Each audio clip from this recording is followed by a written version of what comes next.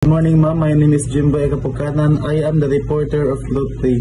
Our topic is all about motion to squash under the Rule 117 of the 2000 Revised Rules of Criminal Procedures.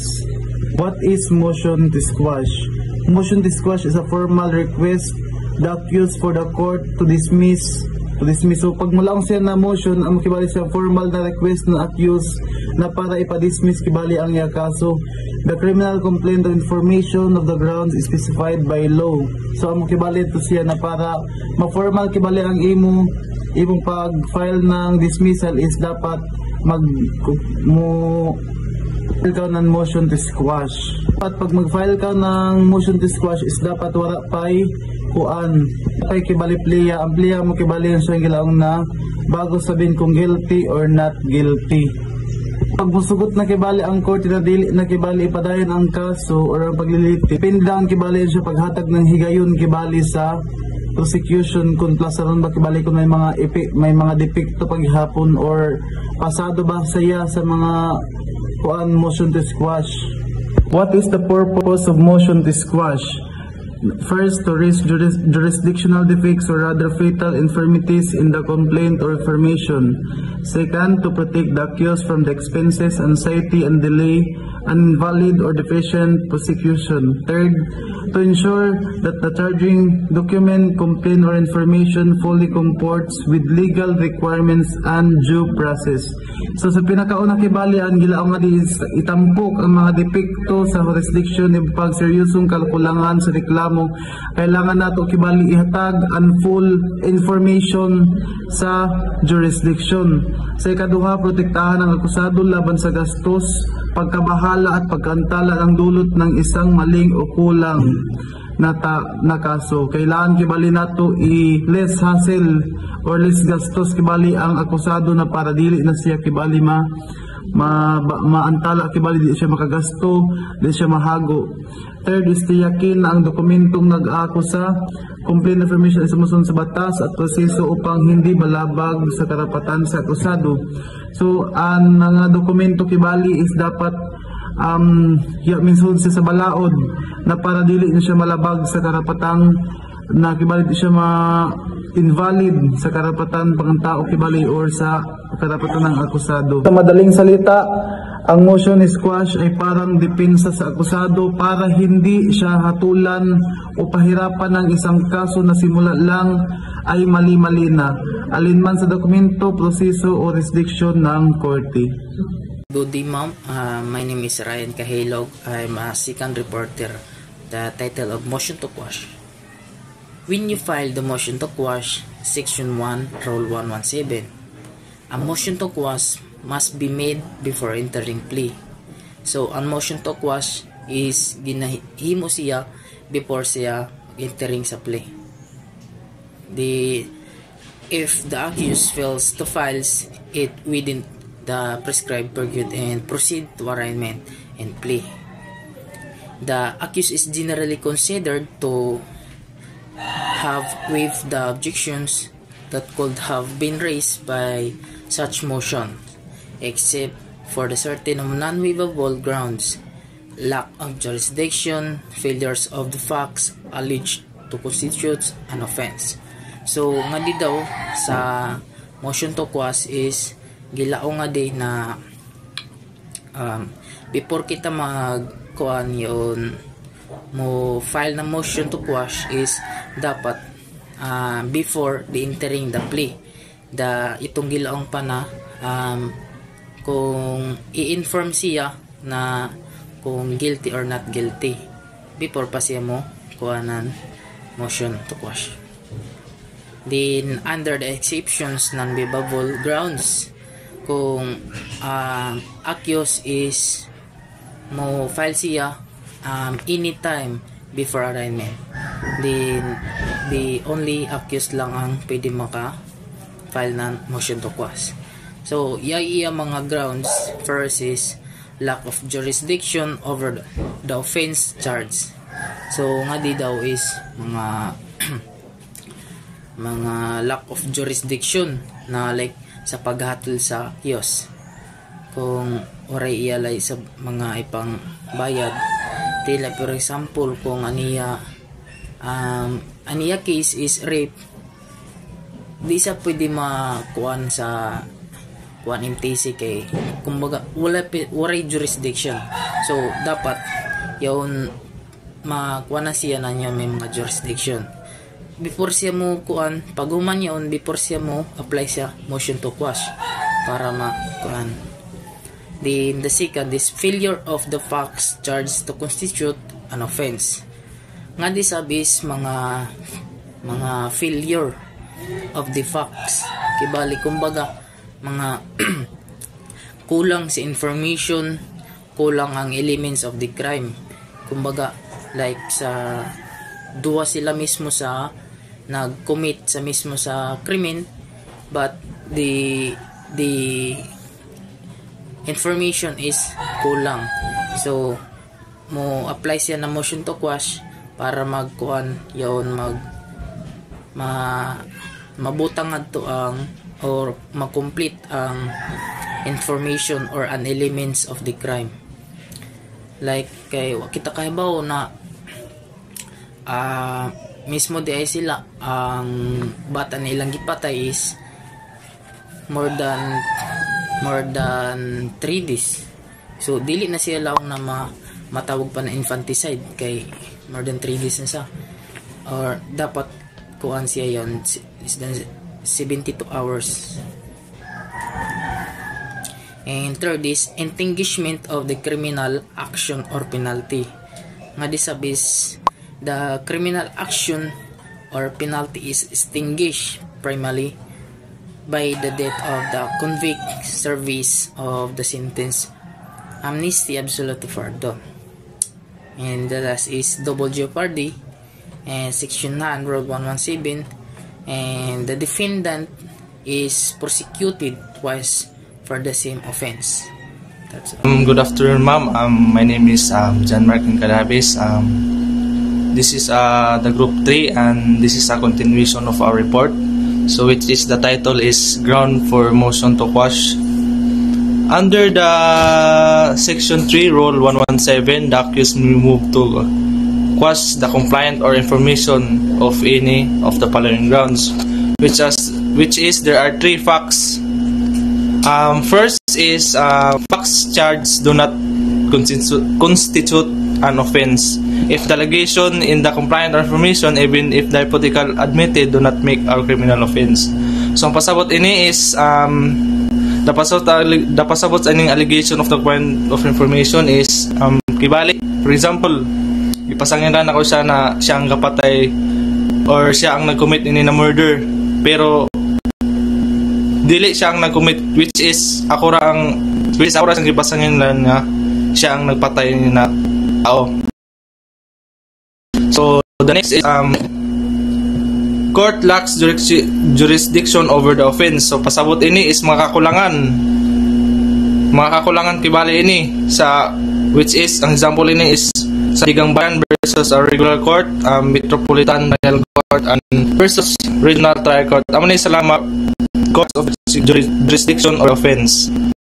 So number 3, court lacks jurisdiction over the person of accused. So mailhan na nato na nagpasabot ini sa tao na person of the accused.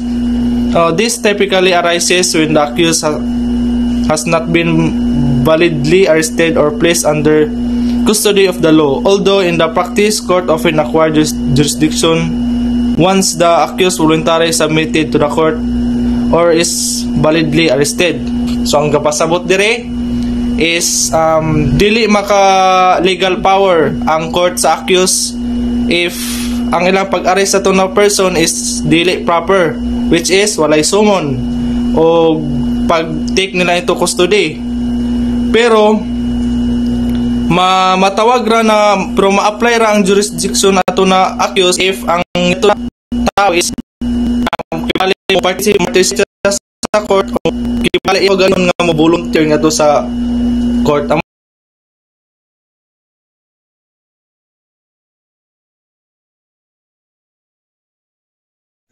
So, good day, ma'am. I'm Juliana Kokamas, and this is the continuation of the report. So, number 4, accused does not have a legal capacity to be held to answer.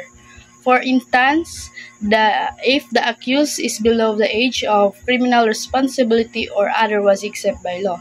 So, if the person daw is, ang accused is below age, so wala iya criminal responsibility para mo answer. So, isa siya ka matawag na except by law. So, number 5, more than one offense is charged, except by cases where the law or rules permit a single compliance or information to contain multiple offenses. So, isa ko no siya ka maliban ko no sa mga cases, ang isa ka alintunin or rules ng isa ka reklamo or informasyon na yaoy mga luon siya na mga yakalabag sa balaod. So, number 6, criminal action or liability has been extinguished. Situation where prescription has been set in or there is an amnesty, pardon, or other legal reason that has extinguished the criminal liability. So, if an isa ka group of people iya madawat na pardon or other ko na privilege sa ila para an ila isa ka ang ila mga an ila cases mo baba. So, number 7, it contains allegation which if true would constitute a legal excuse or justification. For example, a clear statement in the information that the act was done in self-defense or any matter that would accept the accused from criminal liability. So, for example, if an accused yakapatay siya ng isa ka tao, then iyad to buhat kay tungod gihimo niya ang pagpatay para mahimo niya na self-defense. So, isa siya matawag na except by law. Good day, ma'am. So, my topic is ground for a motion to quash and form and content of a motion to quash. So, na ako topic sa ground for a motion to quash is continuation kan Julian Kokamas. Number 8 is double jeopardy. Ibig sabihin nito, kung akusado ay na convict o na acquit na napatunayang nagkasala o napawalang sala sa parehong kaso, o kung ang kaso ay na-dismiss natapos ng walang pahintulot ng akusado, hindi na siya muling maaaring litisin, kasuhan ulit para sa parehong pangyayari o krimen. Halimbawa, kung nasistensyahan o napawalang sala ka nasa kasong if hindi ka na pwedeng kasuhan ulit para sa parehong insidente ng pagnanakaw, ang siya matawag na double jeopardy.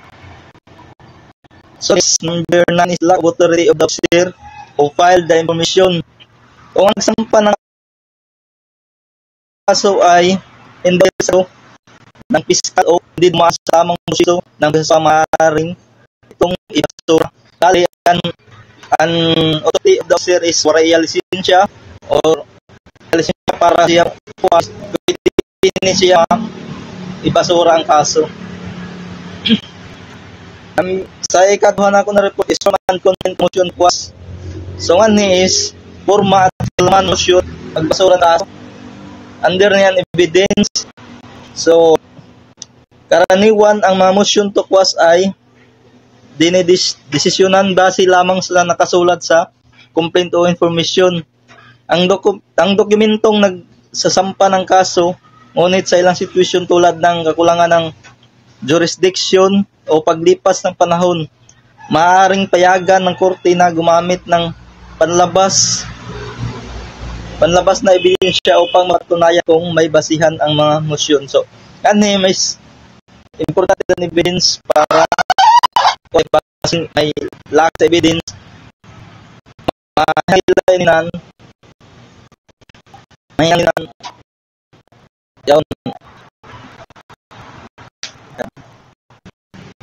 Hinanglan ng batayan ng korte ang ebidensya.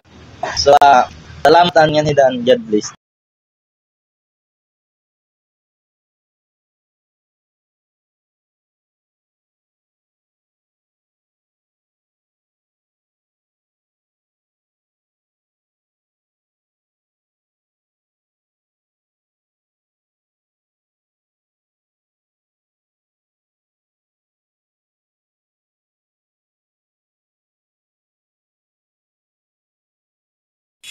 Hello ma'am, my name is Samantha Ancarado. So I'm going to tackle about the effects of a grant of the motion. So the general rule, if the motion is granted, the criminal complaint or information is dismissed. So if the court is already been, or if the court has already been approved the criminal complaint or information, it is already dismissed, or it cannot be changed, it cannot be revived. So that is the general rule of the effects of the grant of the motion. Possibility of amendment or refiling. Defect remediable by amendment. If the defect is something that can be cured by amending the information, for example, a simple deficiency in form, the court may allow the prosecution to amend or to refile the case. So for example, ma'am, if the information is lacking some information that is needed to be added, or the file has an error of it, the court may allow the prosecution to amend or to refile the case once again. So next is the possibility of amendment or filing or duplications. The dismissal amount of acquittal is based on any ground that would further prosecution, for example, corruption, double party, case cannot be revived. So if we say acquittal in a criminal case means that prosecution failed to prove its case beyond a reasonable doubt. So it is included here the double jeopardy. So a person cannot be tried twice for the same offense once jeopardy has attached and a case has been dismissed or resolved on the merits. So a person cannot be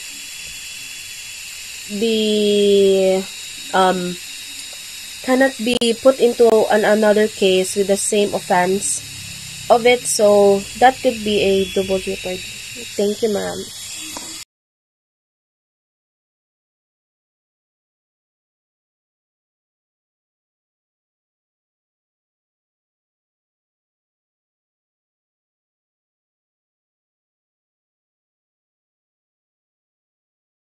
Number 1, waivable grounds. Two types ini siya, waivable grounds ug non-waivable grounds. Ang pinakauna is waivable grounds. In waivable grounds is kuan, yon. Pa kung malaong ini siya na kuan bidis or muda ini siya malaong na pandipin sa side mo. Pwede siya mapar. Pwede siya kuan, dili siya yon lompat wala iya kuan bisan imo na ilong sa iwit di na gyapon siya pwede, pero in non-waivable grounds is pwede na siya magkauno-uno yaon na siya, dili siya mawara. And next, practical tips and drafting a motion to quash. Number 1 na tips, identify applicable grounds. Identify applicable grounds is kuan ini siya. Lang pa kung wala basahon ko, cite the specific provision of section 3 rule 117 under which the motion is premised. Lang pa kung unoy kuan sa section 3 or unoy pag-ayo na kuan amo day mo ang itag. Then second, supreme evidence kuan jurisdictional or reception required documentary or recordings. Sa kadua is lang kan mga papilis na kuan yun para mawan bisa nan kuan ba para lang pa dili na makuan ang kaso pag isampa sa lang pa isampa korte. Then next, argue hypothetical admission when the claiming that the information does not charge an offense, assume the facts alleged are true and show that they still do not constitute a crime. So nga di sab sa number 3 is bisan lang pa bisan agaw tinudan lang sa imo lang pa tinudan kuan sa imo tinudan inin pag kuan sa imo na ikaw mismo yaon yag himo, pero kung di siya mo sud sa lang pa di siya mo sud sa batas or sa law, di gyapon siya lang pa na matawag na isa ka krimen. Ano dito mo?